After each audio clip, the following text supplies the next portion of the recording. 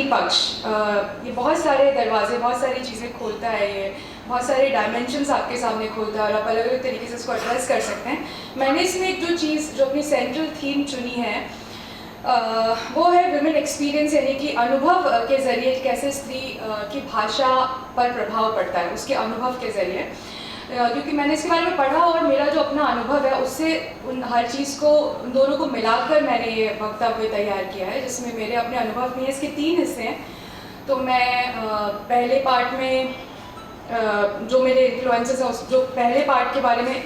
जो इसका आखिरी पार्ट होगा उसमें मैं अपने जो मेरे अपने इनपुट्स हैं वो उन पर चर्चा करूँगी। पहले जो 2 भाग हैं वो मैं उन 2 भागों में जो मैंने कुछ पढ़ा है, जो मैं कुछ इम्पॉर्टेंट बातें आपके सामने रखना चाहती हूँ जिससे हम एक पर्सपेक्टिव में, एक वृहद परिदृश्य में इसको देख सकें, वो पॉइंट्स मैं पहले रखूँगी, जो पहले 2 भाग हैं। तो स्त्री के अनुभव से उसकी भाषा किस तरीके से, गद्य की भाषा, कथेतर गद्य की भाषा कैसे प्रभावित होती है, एक्सपीरियंस को मैंने सेंटर में रखा है। और उसके जीवन जब वो बड़ी होती है उसको जो अपॉर्चुनिटीज़ मिलती हैं, जिस खासतौर से क्योंकि ये मैं छत्तीसगढ़ में, रायपुर में बोल रही हूँ और हम इंडिया में हैं, तो उस कॉन्टेक्स्ट में उसको कॉन्टेक्चुअलाइज करने के लिए भी कि हम हमारे यहाँ पर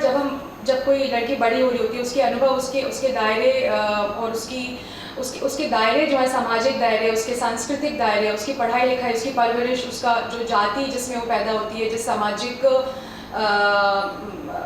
जिस क्लास बैकग्राउंड से आती है, जिस कास्ट बैकग्राउंड से आती है, और उसके अलावा पेट्रियार्की का कितना ज़्यादा उसके आसपास के पूरे समाज पे कितना ज़्यादा पहरा है, बहुत सारी चीज़ों से उसकी सीमाएं निर्धारित होती हैं, उसकी इमेजिनेशन की लिमिटेशन, उसकी अपनी लिमिटेशन। वहाँ से बात सिर्फ शुरू होती है, बस एक अर्ली डिपार्चर पॉइंट है, डिपार्चर पॉइंट भी नहीं, अर्ली डिपार्चर पॉइंट मैं इसको कहूँगी। तो हम जब इसके बारे में सोचते हैं तो इसको सबसे अच्छे से थ्योराइज जो मैंने पढ़ा उसमें मुझे लगता है सिमोन दे बोवार ने बहुत पहले किया था, जिसके लिए उन्होंने अच्छा इस पूरे एक्सपीरियंस को लेकर, ये जो मैंने 2 पहले भाग रखे हैं, इसका कारण ये है कि इसको लेकर जब मैंने स्त्री के अनुभव से उसकी भाषा कैसे प्रभावित होती है, जब मैंने इसको समझने की कोशिश करी तो मेरे अंदर एक डायलेक्टिक्स आया, मतलब मैं एक द्वंद्व आया। उस द्वंद्व को समझाने के लिए मैंने ये 2 हिस्से इनको बढ़ाया ताकि मैं इसको आपके सामने रख सकूं, क्योंकि दोनों इससे बिल्कुल अपोजिट हैं और मुझे दोनों से ही कुछ सहमति है, कुछ असहमति है। फिर मैं थर्ड में मैं अपने व्यूज़ के साथ इसे कंक्लूड करूँगी। तो वो डायलेक्टिक्स को समझाने के लिए, उसके द्वंद्व को बताने के लिए दोनों पार्ट्स को समझना बहुत ज़रूरी है। तो सबसे पहले शुरू होता है एक्सपीरियंस से। तो इसमें सिमोन दे बोवार ने सबसे अच्छे से इसको, उन्होंने सेकेंड सेक्स में उसको थ्योराइज किया, जो इसकी फिलोसफिकल ग्राउंडिंग है, इसका दार्शनिक आधार जो उन्होंने दिया है। इसके लिए 2 शब्दों का उन्होंने प्रयोग किया है, ट्रांसेंडेंस और एमिनेंस। तो ट्रांसेंडेंस से उनका अर्थ यहाँ पर यह है कि सिमोन कहती है कि जब पुरुष अपना जो टेक्स्ट लिखता है, जब वो अपने जीवन में गद्य लिखता है, कथेतर गद्य, या बेसिकली हम फिक्शन की बात कर रहे हैं, largely I am talking about fiction, but इसको रिस्ट्रिक्ट नहीं कर सकते स्ट्रिक्टली फिक्शन तक। तो वो जब पुरुष करते हैं तो वो उसमें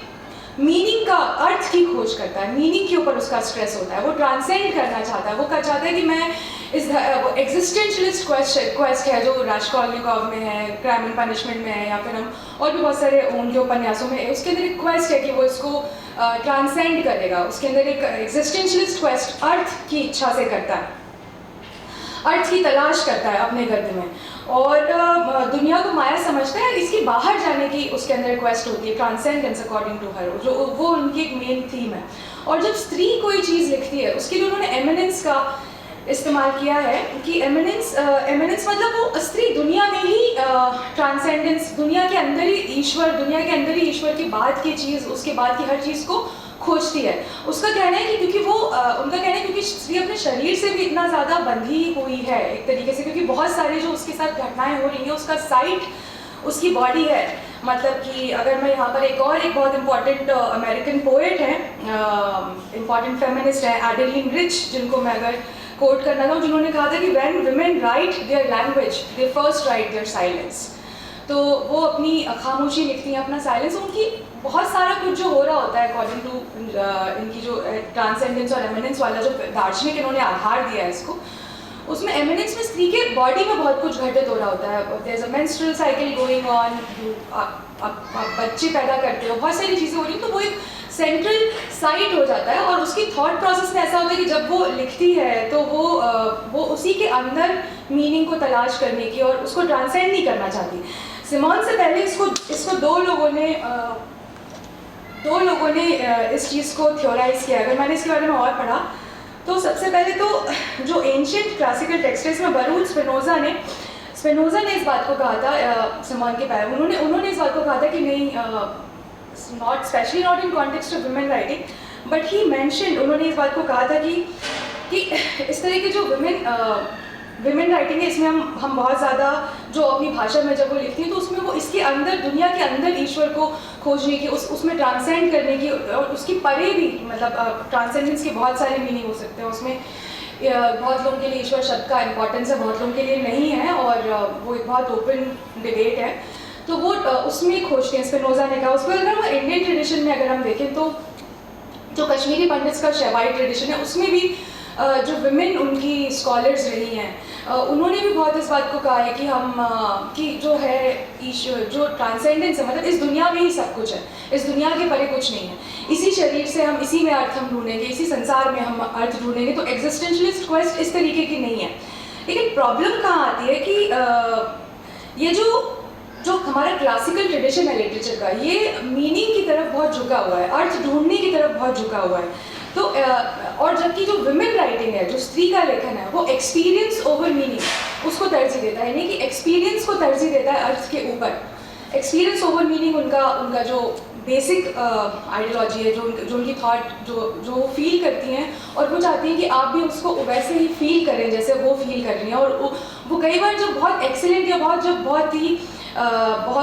जैसे कहते हैं बहुत अपनी कला में जो बहुत सधे हुए लेखक हैं, जब वो अपने टेक्स्ट की बिल्कुल पराकाष्ठा पर होते हैं, जब वो बहुत हाइट पर होते हैं अपनी इमेजिनेशन की, अपने गद्य में, तो वो ट्रांसेंडेंस उस तरीके से करा भी पाते हैं। लेकिन यहाँ पर एक कैच आता है, यानी कि एक ऐसी भूल भुलैया है जिसमें आप अपनी प्रपोजिशन में फंस सकते हैं।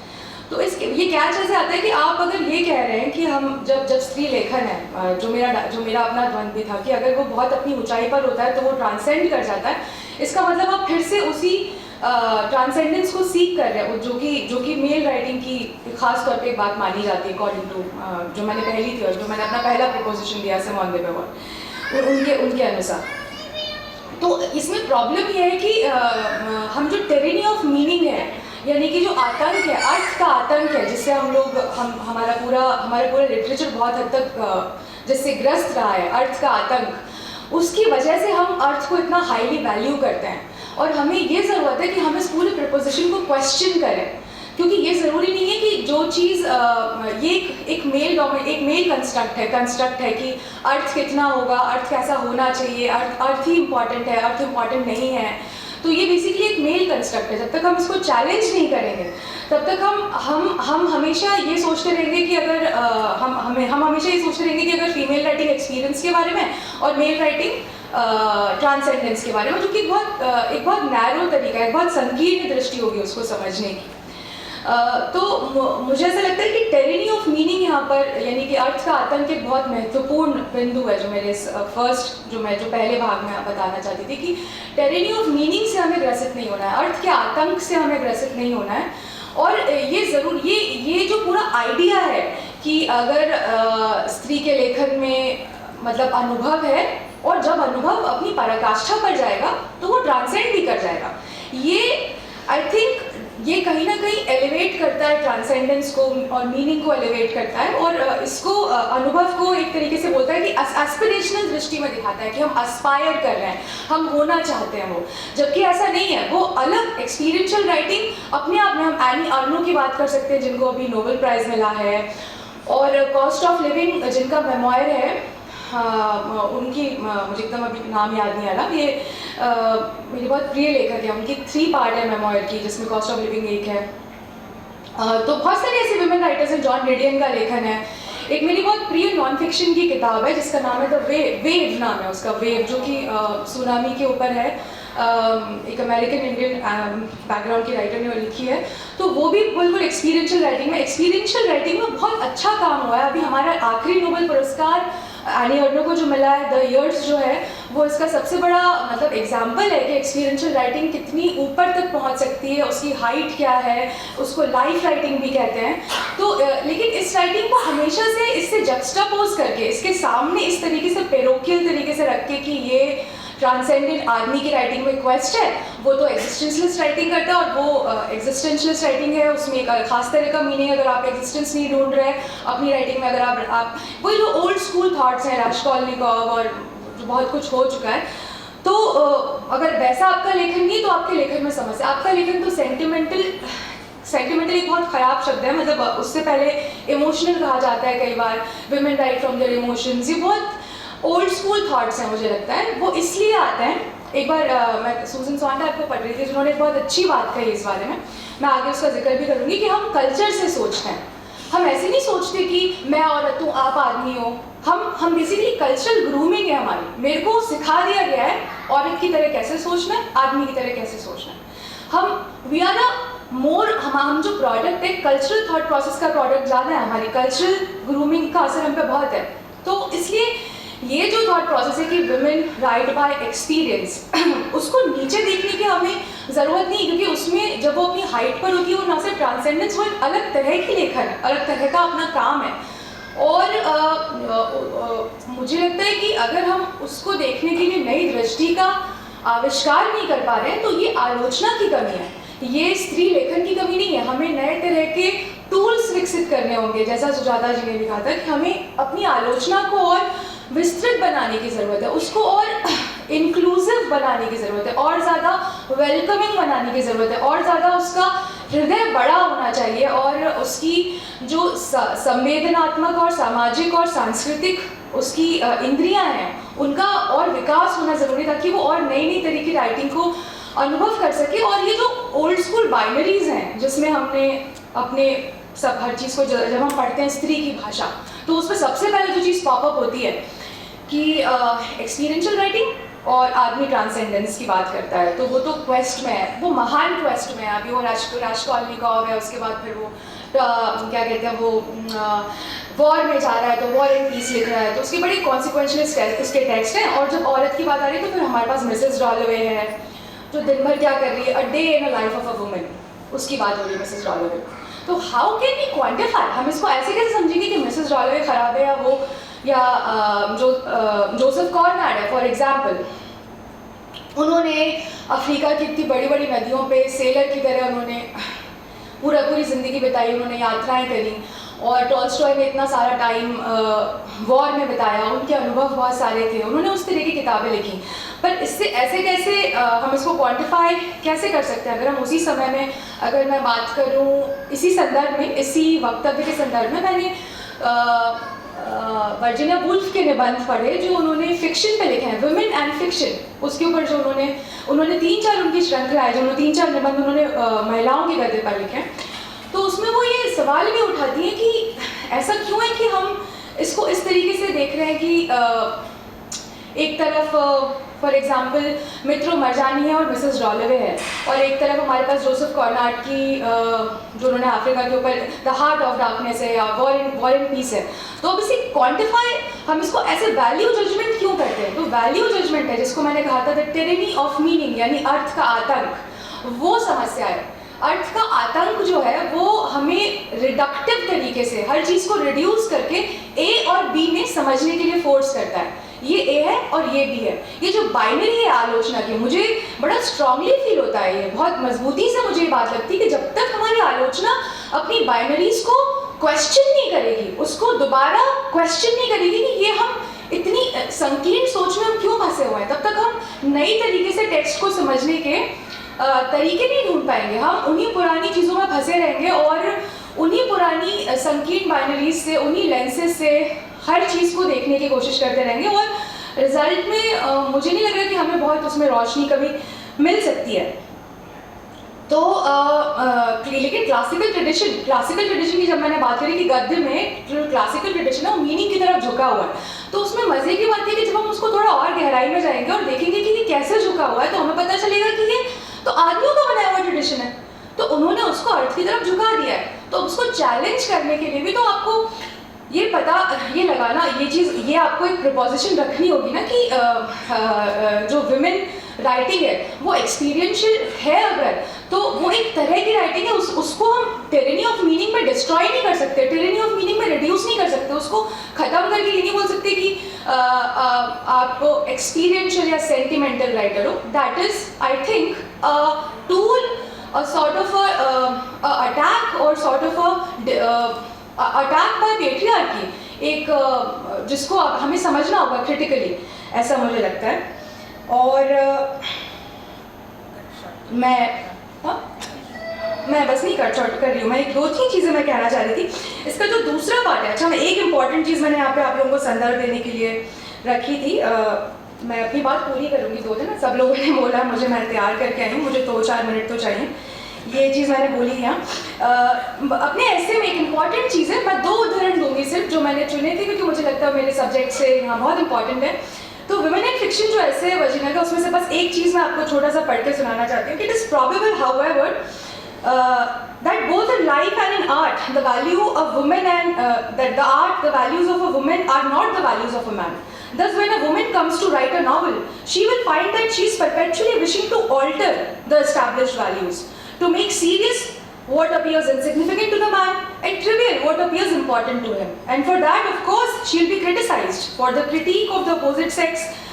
will be genuinely puzzled and surprised by the attempt to alter the current scale of values and will see in it not merely a difference of view, but a view that she is weak or trivial or sentimental because it differs from her own view. तो ये एक सिक्का हो गया जिसमें हमने ये बात करी. लेकिन जब हम दूसरी ओर में, जब हम समय में थोड़ा आगे बढ़ते हैं, वर्जीनिया बहुत पुरानी लेखक है, मैं थोड़ा और कंटेम्प्रेरी सामयिक अगर बिंदु पर आती हूँ, तो मैंने दूसरे जिस लेखक का मैंने जो दूसरे हिस्से में आपको बताने के लिए जिनको मैंने चुना है वो सुजन सोंटाग है, जो अपने हमारे समय की सबसे इम्पॉर्टेंट, एक हाना आर्डेट और सोंटाग मुझे 2 बहुत इंपॉर्टेंट महिला क्रिटिक्स लगती हैं जिन्होंने क्रिटिसिज्म में बहुत कंट्रीब्यूट किया है, क्रिटिकल एसेज जिनके बहुत जाने गए. तो वो सोंटाग इसका बिल्कुल उल्टा कहती हैं. वो कहती है मैं एंटी सेग्रीगेशनिस्ट फेमिनिस्ट हूँ, यानी मैं जो हूँ मैं सेग्रीगेशन के पक्ष में नहीं हूँ कि विमेन राइटिंग मैन राइटिंग. मुझे लगता है कि वो कहती है my loyalty to the cause of women, मेरी जो वफादारी है स्त्री प्रश्न के प्रति वो अभूतपूर्व है, लेकिन हमें 50% चाहिए पाए में, हमें उसका हाफ चाहिए. वो हमें ऐसे नहीं मिलेगा कि हम एक ऑल्टरनेट, जो सुजाता कह रही थी कि हम एक ऑल्टरनेट वुमेन मैगजीन बना लें, या मेरे लेखन को महिला लेखन कहा जाए, या सुजन के लेखन को महिला लेखन कहा जाए. वो कह रही हमें मेन स्ट्रीम में फाइट करके मेन स्ट्रीम में अपनी जगह बनानी होगी, और मेन स्ट्रीम में हमें अपने लिए हमें एक नीश क्रिएट करने की कोशिश करनी होगी. तो उसमें एक बहुत छोटी सी बहुत इंपॉर्टेंट बात जो मुझे लगती है, जो मैं आपको बताना चाह रही थी कि I think that women should be proud and identify with women who do things at a very high level of excellence and not criticize them for not expressing feminine sensibility or a feminine sense of sensuality. My idea is to just desegregate everything. The kind of feminist I am is to be an anti-segregationist. I don't think it's because I believe that the battle has been won. I think it's fine that there are women collectives doing things, but I don't believe that the goal is a creation of or a vindication of feminine values. The goal is creation, the goal is half of the pie. I wouldn't establish or de-establish a principle of feminine culture or feminine sensibility. I think it would be nice if men would be more feminine and women would be more masculine. That would be a more interesting world. तो ये तो दूसरी बात जो उन्होंने कही कि वो एंटी सेग्रीगेशनिस्ट फेमिनिस्ट हैं और वो राइटिंग में इस तरह की चीज़ ज़्यादा पसंद करेंगी कि वो क्रॉस ब्रीडिंग हो दोनों की. और विमेन जो स्त्री लेखक है वो उनको पूरे के पूरे क्षेत्र में, पूरे परिदृश्य में 50% उनको स्पेस मिले, और उसके लिए उनको लगता है कि एक ऑल्टरनेट विमेन मैगजीन स्त्री लेखन जिसका विरोध भारत में भी हिंदी के संदर्भ में बहुत स्त्रियाँ, गीतांजलि श्री आप ले लें, या मृदुला गर्ग ले लें, या फिर आप ले लें कृष्णा सोपती, सब ने कहा कि हम गगन गिल, हम फेमिनिस्ट नहीं है, सब लोग ये कहते थे. तो ये बड़ा पजलिंग लगता था मुझे कि ये 2 धाराएं क्यों, तो मैंने इसलिए आपके सामने दोनों चीज़ें रखी. अब इसमें ये कंफ्यूजिंग हो सकता है कि लोग अलग अलग इसमें व्यूज़ हैं, पोलराइजिंग सब्जेक्ट है बहुत. इसमें 2 धाराएं थी जो मैंने आपके सामने रख दी. मुझे इसमें क्या लगता है, जो मैं आखिरी कंक्लूडिंग अपने आखिरी के 5 मिनट में कहना चाहती हूँ, जो मुझे इसमें लगता है कि मेरा जो अनुभव रहा स्त्रियों के साथ और स्त्रियों के ऊपर लिखने का, उसमें मुझे लगता है कि ये बात जो है ये बहुत आइडियलिस्टिक तो है कि हम एक एंटी सेग्रीगेशनिस्ट, हम फेमिनिस्ट हों, और एंटी सेग्रीगेशन ही सही भी है मुझे लगता है। आई अग्री विद सूजन सोनटैग, मैं उनका समर्थन भी करूँगी, लेकिन मुझे ऐसा लगता है कि उसके लिए भारत में अभी हमारे पास सामाजिक और सांस्कृतिक ज़मीन मौजूद नहीं है। अभी हमें बहुत लंबा रास्ता तय करना पड़ेगा, क्योंकि अभी यहाँ पर मैं आपको 2 छोटे से उदाहरण देती हूँ। मुझे याद है जब मैं नो नेशन फॉर वुमेन पे काम कर रही थी, मेरी किताब जो कि रेप सर्वाइवर्स के ऊपर है, रेप विक्टिम्स के ऊपर है, और the problem, the epidemic of rape in India, उसके ऊपर है। तो मेरे अनुभव उनके साथ है कि उनकी भाषा जो है, जिस भाषा में कई बार मुझे कुछ लोगों ने लिख कर भी चीज़ें दी, मैसेज पर भी बताया, मेरे लंबे कॉन्वर्सेशंस रहे स्त्रियों के साथ जो वर्षों चले, और मैं उन सभी के साथ अभी भी, मतलब मेरे लिए वो इंटरव्यू सब्जेक्ट जैसे नहीं थे, मेरे लिए उनसे एक लिमिटेड मेरा रिलेशनशिप था जिन स्त्रियों के ऊपर ये किताब मैंने तैयार करी। तो उसमें उनकी भाषा में बहुत, अगर मुझे बांदा की एक अपनी एक लड़की की याद आती है जिनके बारे में मैंने इस किताब में लिखा है, जो कि उनकी भाषा में और हरियाणा की एक स्त्री की भाषा में जिस तरीके से वो अपनी बात मुझे बता रही थी, उसमें उनके पूरे परिवेश का, जिस हिंसा को उन्होंने झेला है उसका, उनके पूरे एग्जिस्टेंस, जिस अपने अंदर की पैशन से वो उस एग्जिस्टेंस, जो उनके ऊपर इतनी हिंसा हुई है उसको झेलती थी, उनका जो सपोर्ट सिस्टम था उनके घर में, उस हर चीज़ का उनके ऊपर बहुत प्रभाव था, उनकी भाषा उससे बहुत चेंज होती थी। तो मुझे लगता है कि इंडिया में हमारी जो भी परिस्थिति है, इसमें इसीलिए इतनी आदर्शवादी ये जो चीज़ें इसमें कही गई हैं, जो थियोरेटिकली जिनको हमने पढ़ा और जो बातें मैंने यहाँ प्रपोज करी वो बहुत अच्छी हैं, लेकिन अगर हम उसको प्रैक्टिकली अपने यहाँ सोचते हैं तो मुझे लगता है कि हमें, जब तक हम इस हिंसा को और इतनी जो खाई है स्त्री और पुरुष के जीवन में, और उनके सांस्कृतिक और उनके सामाजिक जो एसेट्स हैं, जो उनके पास रिसोर्सेज हैं, जो उनके पास अपॉर्चुनिटीज़ हैं, वो बहुत अलग अलग हैं, उनके बीच में बहुत बड़ी खाई है इनइक्वालिटी की, और प्रिविलेज की बहुत बड़ी खाई है। उस प्रिविलेज को हम नज़रअंदाज नहीं कर सकते। तो जब तक वो थोड़ा सा बीच में नहीं आता, जब तक वो थोड़ा सा मैचअप, जब तक वो थोड़ा ठीक नहीं होता, हमारे यहाँ जो पैरिटी है वो ठीक नहीं होती, तब तक इतनी आदर्शवादी चीज़ों को हम शायद लागू नहीं कर पाएंगे। अभी जो चीज़ मैं अपने जर्नलिज्म के बारे में भी कहती हूँ, और उसके अलावा जो मैं कथेतर गति के बारे में जो मुझे लगता है, बहुत प्राउडली मुझे फील होता है, वो मुझे इसके बारे में भी लगता है कि अभी बहुत लंबा रास्ता तय करना बाकी है कि हम उस तरह की अपेक्षाएं स्त्री लेखन से और स्त्री की भाषा से कर सकें कि वो एकदम भी बेटर ना हो। क्योंकि एंगर के बारे में एक बहुत अच्छी लाइन है जो वर्जिनिया वुल्फ ने कही है, जो मैं कल पढ़ भी रही थी आने से पहले, कि एक बहुत पावरफुल दिमाग चाहिए होता है, बहुत शांत दिमाग चाहिए होता है एंगर के टेम्पटेशन को रेजिस्ट करने के लिए। क्योंकि गुस्सा हमको बहुत आता है, जैसे हम जिस समाज में हम रह रहे हैं और जितना भेदभाव हम सह रहे हैं, जितनी हिंसा के बीच में से हम इस जीवन को कंडक्ट कर रहे हैं, स्त्री अपने जीवन को कंडक्ट करती है from the side of violence, जितनी हिंसा के बीच में वो अपने जीवन को बांध के खड़ी हो रही है और उसको कंडक्ट कर रही है, अगर उसको लेकर गुस्सा है तो वो बहुत जायज़, हम अभी उसे कह सकते हैं, क्योंकि परिस्थितियाँ अभी बहुत भिन्न हैं। और अगर हम चाहते हैं कि इस तरह का लेखन आए हमारे सामने, इस तरह का लेखन आए, इस तरह की क्वालिटी राइटिंग आए जिसमें बिटरनेस नहीं हो, जिसमें एंगर नहीं हो, जो लिटरेरी हाई वैल्यूज़ को एम करती हो, वो बहुत अच्छी बात है। मगर उसके लिए हमें समाज और अभी सोसाइटी में उसको सुधार करके उस तरह की ज़मीन तैयार करनी पड़ेगी कि फेमिनिज्म की जो स्त्री की जो भाषा है वो थोड़ी सी वो एक और ज़्यादा बेहतर और एक बहुत ज़्यादा और उज्ज्वल एक जगह अपने लिए खोज पाए। ये कुछ पॉइंट्स थे। आपका मैंने टाइम ज़्यादा तो नहीं लिया? I don't think so. मैंने 15 मिनट भी नहीं लिए शायद।